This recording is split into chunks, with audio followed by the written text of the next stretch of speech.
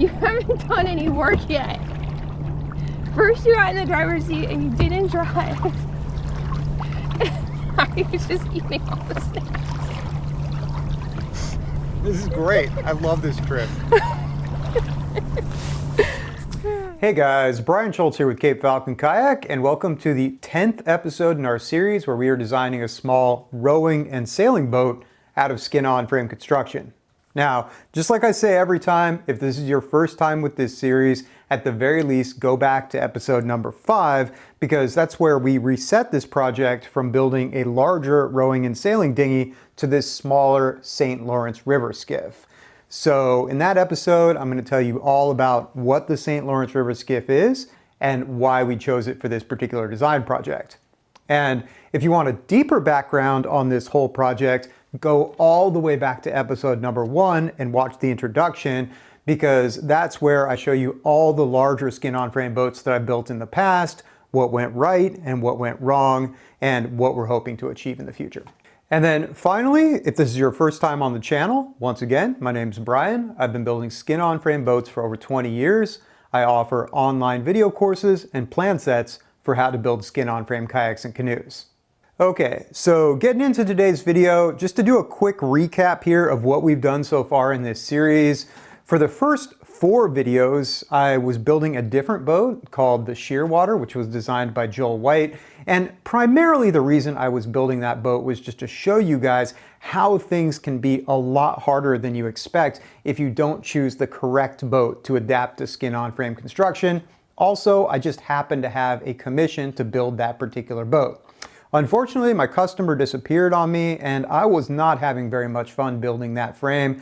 After 3 episodes, really the only thing I'd gotten done was the entire keel assembly, so I decided to just go ahead, set that whole thing aside, and start on the boat that I wanted to adapt to skin-on frame, which is this St Lawrence River Skiff right here.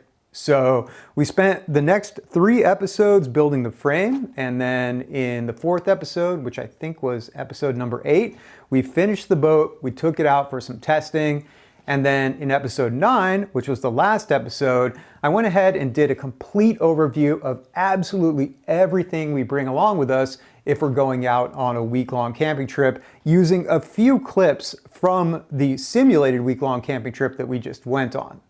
So just to give you guys a quick overview of the trip that we decided to go on as our very first loaded trip with this boat. We live here in Portland, Oregon, which means that the Columbia River basically separates Oregon from Washington. And this just being basically a testing mission, I figured we might as well stay as close to home as possible. The Columbia has highways going down either side of it, even through the gorge, which is the natural area that we ended up paddling up into. So I figured if something went wrong with the boat and we needed to bail early, we could just call up a friend and they could help us get out of that situation. So we decided that we were going to start on the outskirts, basically on the east end of Portland, and we were going to travel up the Columbia River into the Columbia River Gorge. So if you haven't been to Oregon and you don't know what the Columbia River Gorge is, it's a really beautiful place. The water there is navigable all the way up to the Bonneville Dam, and we figured we would just go ahead and paddle all the way up to the dam. There's a little state park there called Beacon Rock State Park we were planning to take out. And if you wanted to go further, you could go around the dam and just keep going up and up the Columbia River Gorge.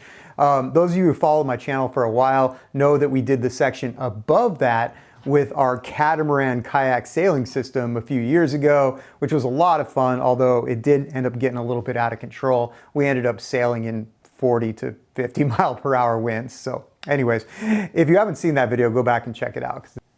All right, so starting out on the trip here, we got on the water a little bit late, which is pretty common. I would say any river trip you plan on going on, don't plan on getting in the river any earlier than 2 o'clock because it almost never happens on the first day. We had our buddy drive us up to the put-in, spent about 40 minutes or so loading the boat up. I got the float bags set up. And then finally, we loaded in about 10 gallons of water in those 4 MSR dromedary bags that I showed you in the last episode. Obviously, way more water than you need for a 2-day trip down a freshwater river, but the idea was to simulate maximum load. For example, let's say you were going on a trip down the Green River in Utah. So after that, I just went ahead and slid it down the boat ramp into the water, which is something I could do with this particular boat because it does have that high density polyethylene armor on the bottom of it. Probably not something you want to do too often because HDP isn't all that hard, but something that's totally fine to do once in a while. And then we loaded in our 4 different sources of propulsion: the little sail, the pedal drive, the canoe paddles, and a set of oars. And then we hopped in the boat. And first thing we wanted to do was check how deep we were sitting in the water. Overall, I'd say we had about 530 pounds in the boat if you include our weight as well, which is a little bit heavier than what I had planned for this boat. I planned for the maximum comfortable load to be about 450 pounds.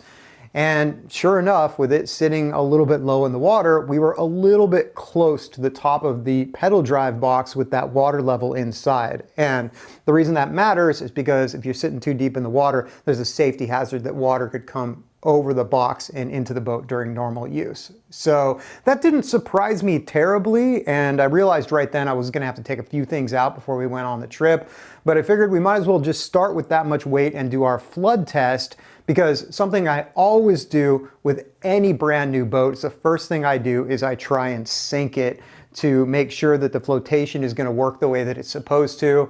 I've seen way too many times where people with kayaks, canoes, little rowboats, just put some random flotation in there and they get this false sense of security, and then they end up flooded with water. And sure, the boat is still floating, but you certainly can't get back into it, or you can't move it anywhere. And if you're out in the middle of a shipping lane, that's a big problem. So for me personally, an open small boat like this is only safe if I can flood it, but still be in the boat and stable and continue to navigate the boat to safety.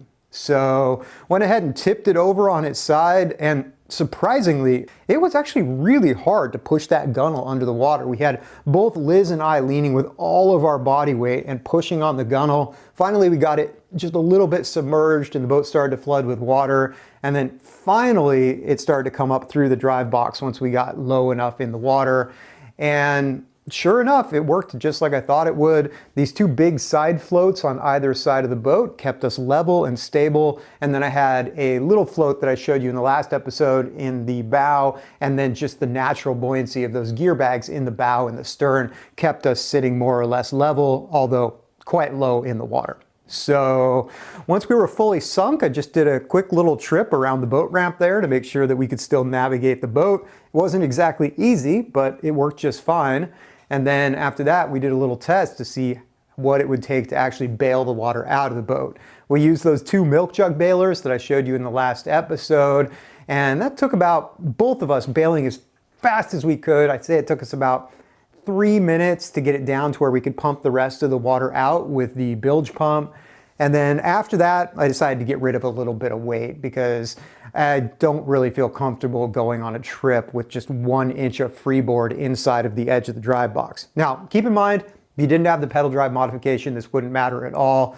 You would just have to make a judgment call of whether you felt safe sitting that deep in the water. So with the flood test complete, we went ahead and pedaled away from the boat ramp and out that little channel into the Columbia River right there.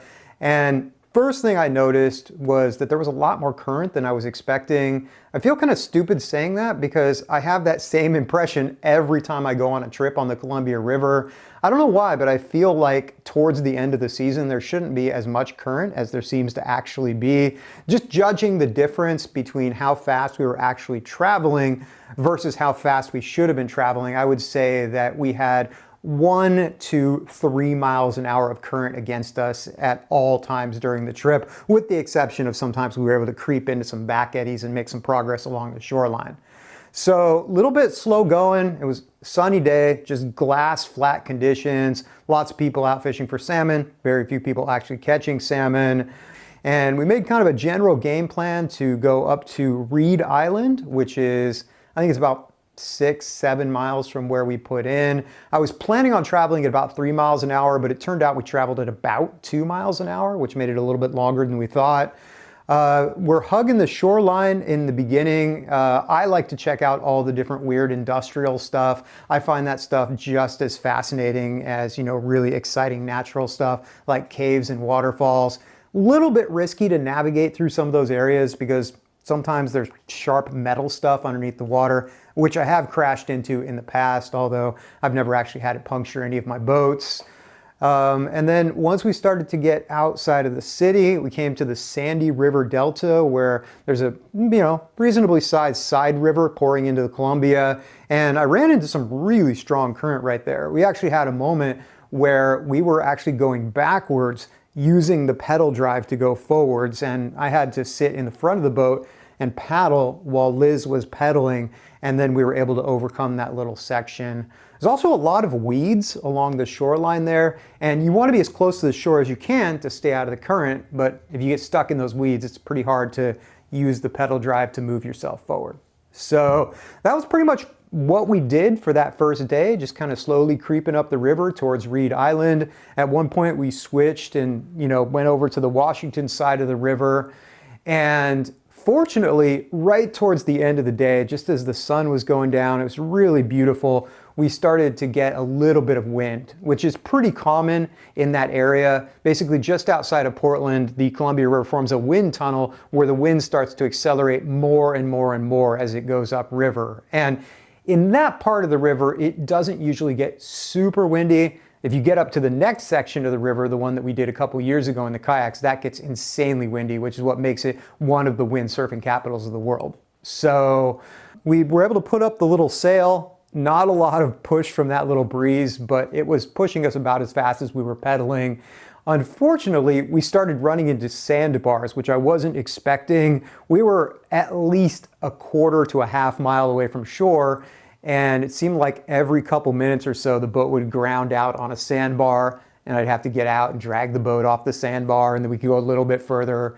And we were just scoping out campsites. We went ahead and checked out one, but then decided we didn't want to camp there because it would have required us to move the boat farther than we wanted to. Went a little bit further up the river, and then we found a really good campsite for the night.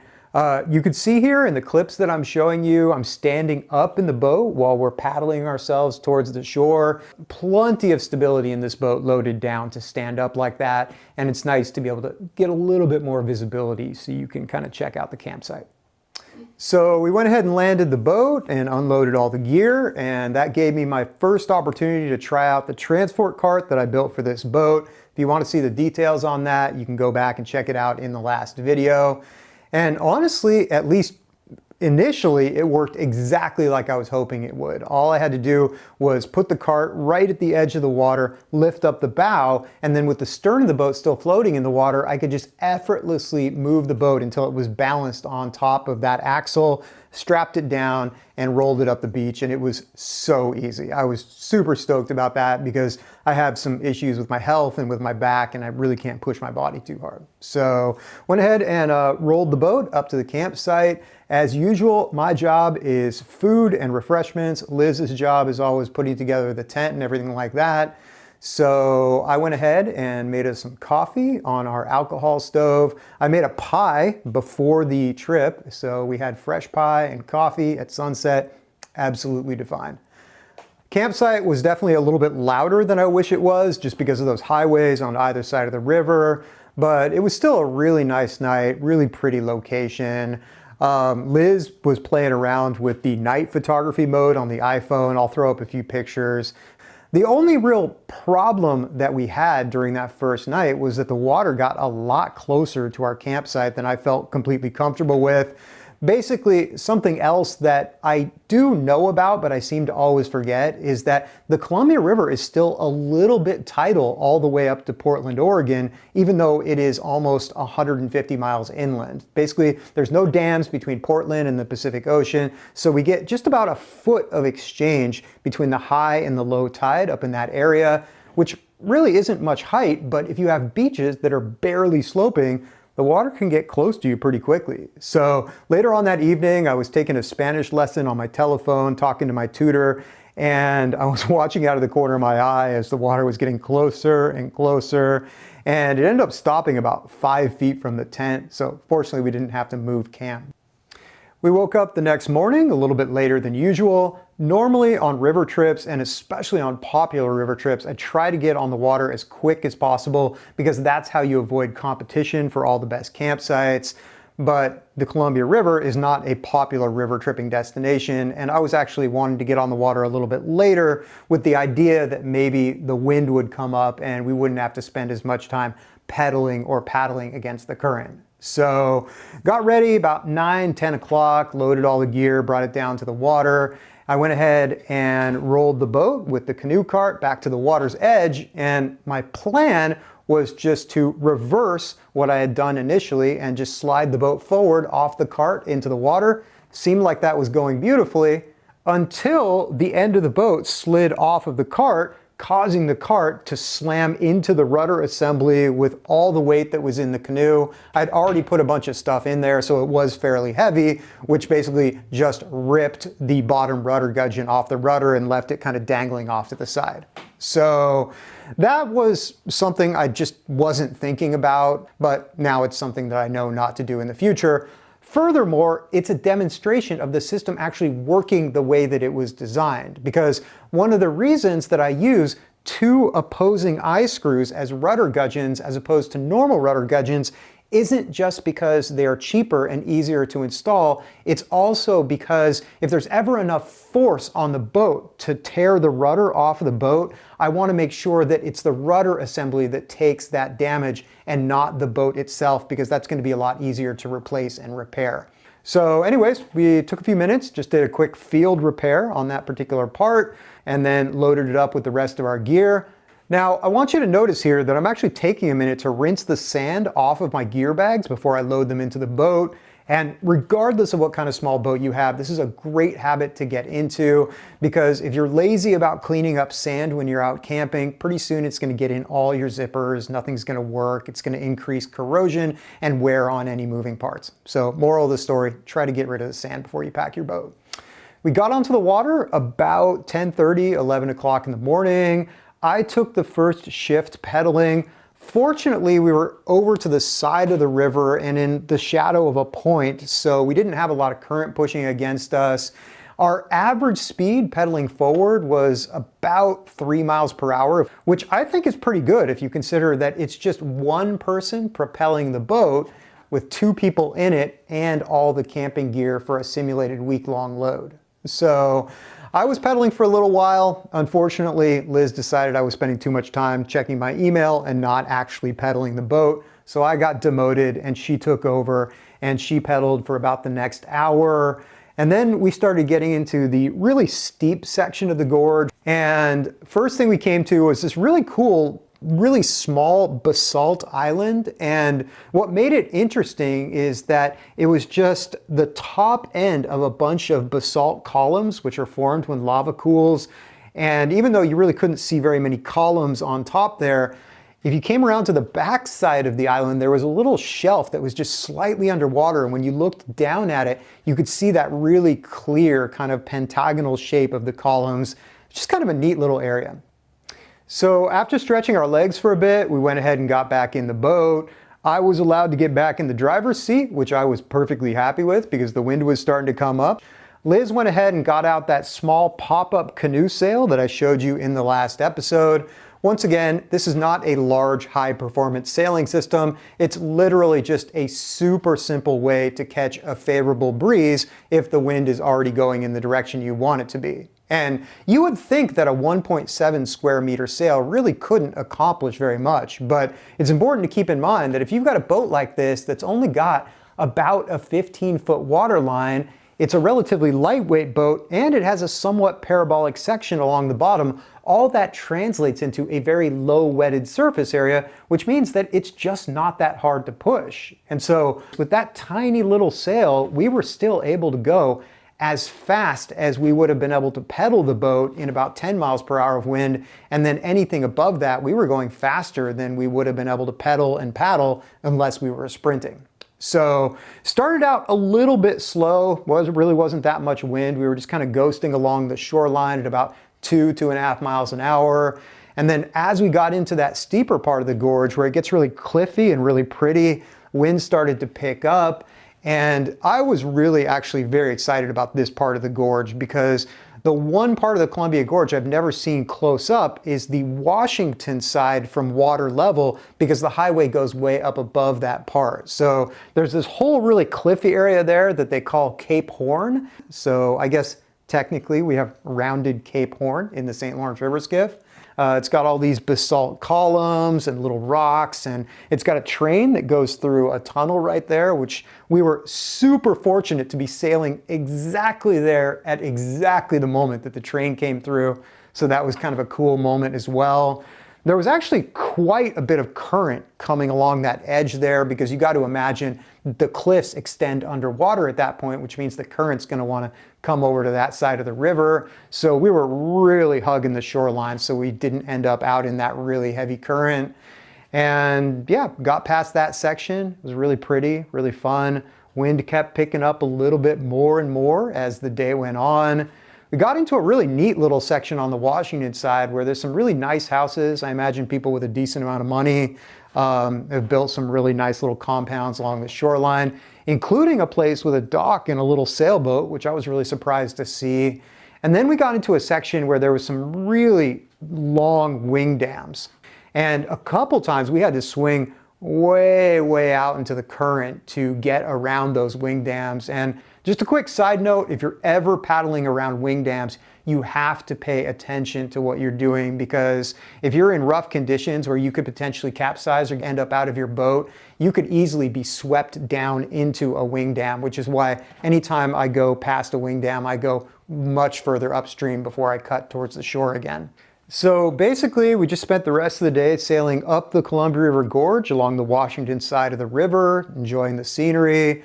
The wind kept picking up more and more as we were sailing up the river, which was great because it let me see how the boat would perform going a little bit faster. I think once the wind got to about 12, 13 miles per hour, we were going along at about 4.5 miles per hour, which was really surprising to me. I would expect that in a single person canoe with less of a load, but I definitely wasn't expecting to be going that fast with that little amount of sail, especially against that current, which tells me that this boat is at least reasonably efficient.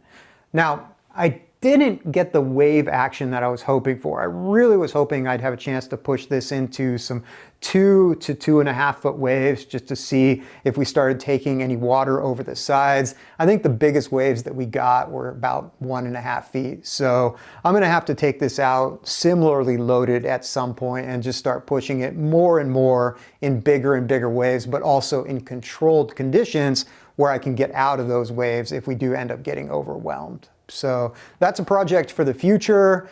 As the day got longer and longer, we were hoping to camp before we got to our destination, which was Beacon Rock State Park.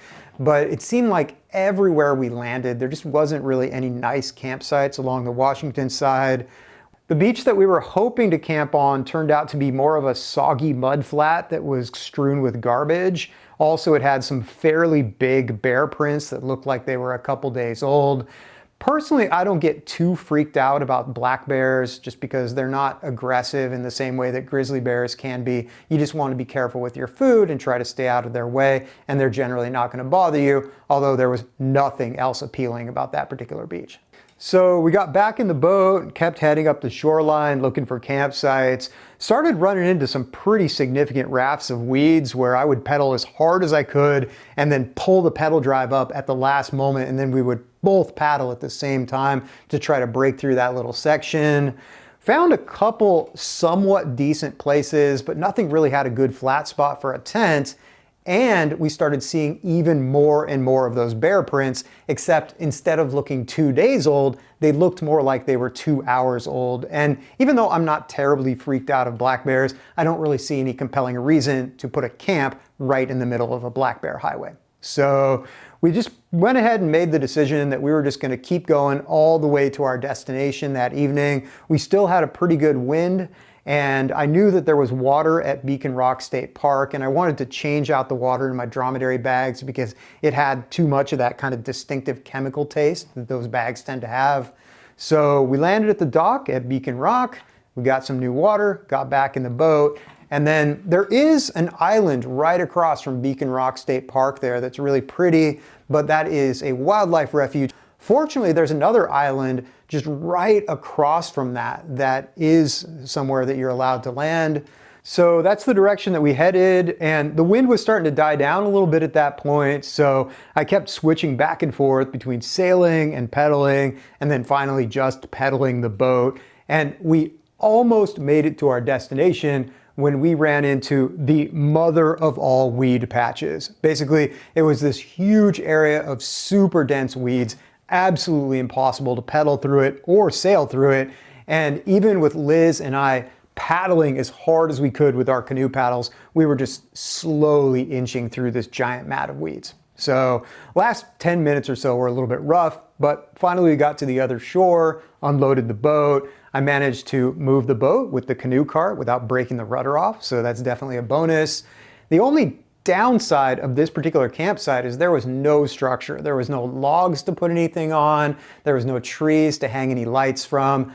But one of the cool things about having the canoe on the canoe cart is it creates this whole giant surface where you can sort through your gear without getting everything sandy. And I was able to take the mast out of the sail and put it into the mast partner, and that gave me a high enough point that I could put our solar powered light on, so we had a good light pool for our camp.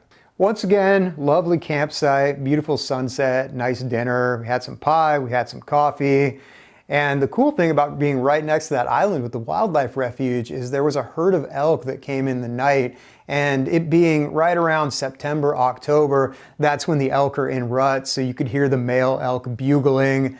And if you've never heard an elk bugle before, just do yourself a favor and pause this video really quick and look that up on YouTube. It is an absolutely otherworldly noise that you would not expect to come out of anything that is remotely shaped like a deer.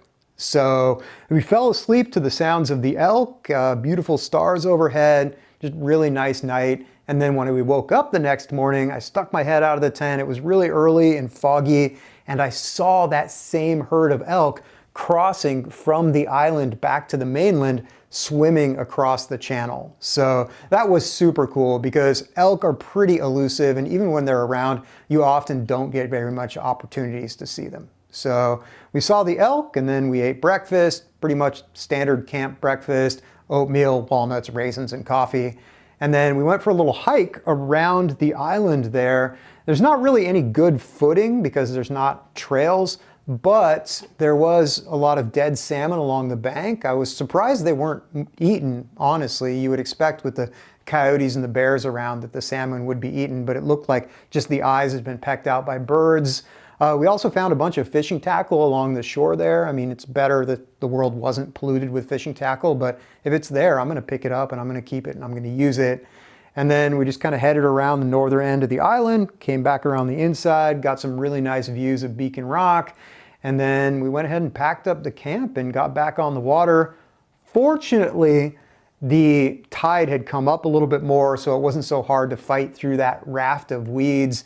And there was a shift in the weather pattern, and so instead of getting that weather from the west that had blown us up to that point, we had a nice crisp breeze coming out of the east, and we were able to raise the sail, and we were able to sail all the way back to the park where our friend was waiting to pick us up.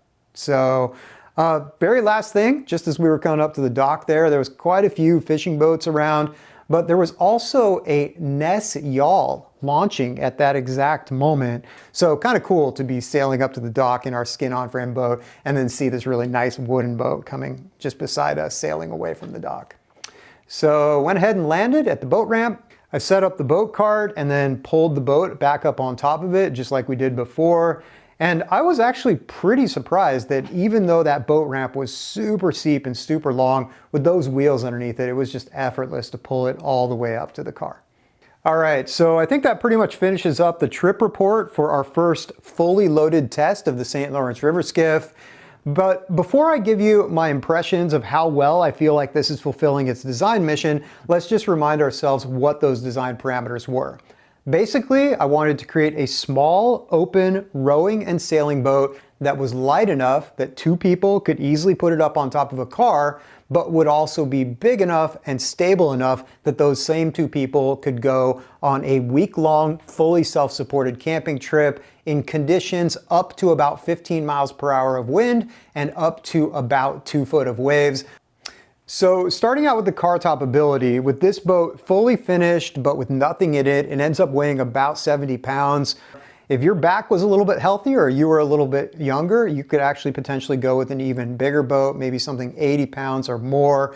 But over the years, I've found that having built several 80 and 90 pound boats that I was hoping to car top, I find that you just end up not using them because it's kind of a pain to get it on the car and back off the car, which is why I set that limit right at 70 pounds.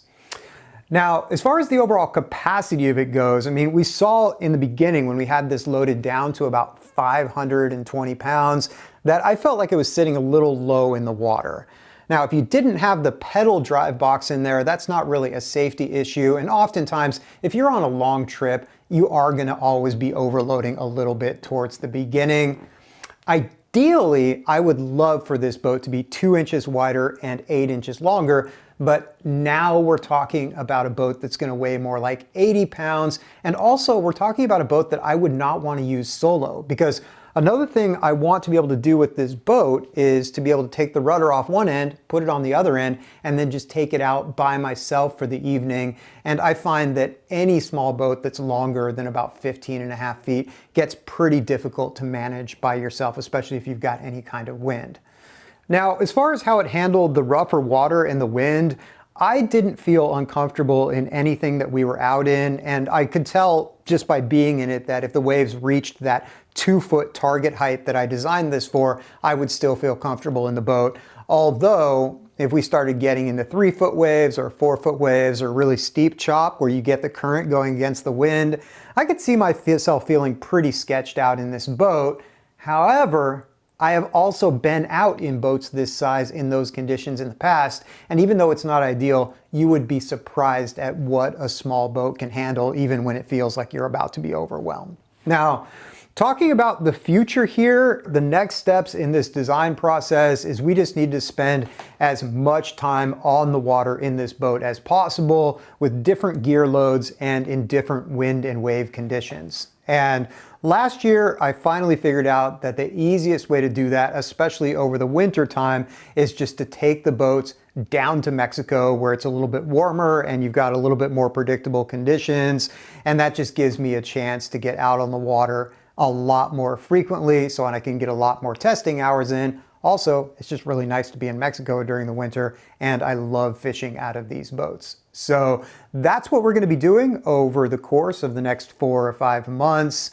And just like last year, we're going to be making videos the whole time we're down there, showing this boat out on the water, getting used in different circumstances, and hopefully catching some pretty awesome fish to share with you guys. And I'm going to be getting ready to go down there, so I'm not going to be putting out any videos over the next 2 or 3 weeks.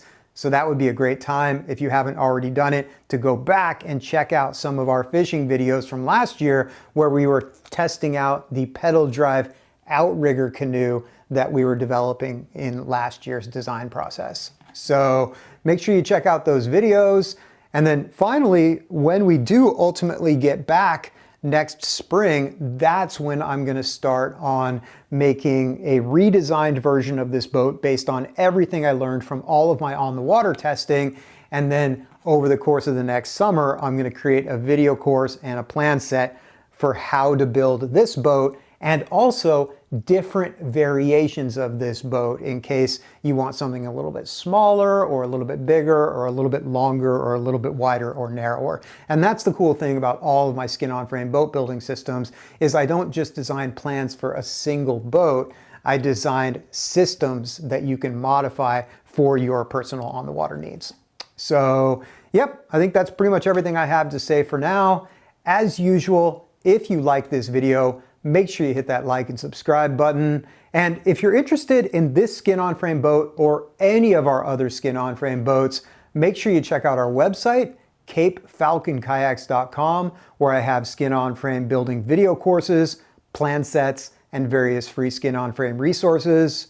You can also find us on Instagram at Cape Falcon Builds, where we post photos and videos of whatever we're working on in the shop or whatever we're testing out on the water.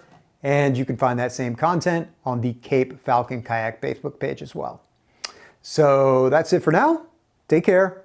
Be safe on the water. I will see you next time.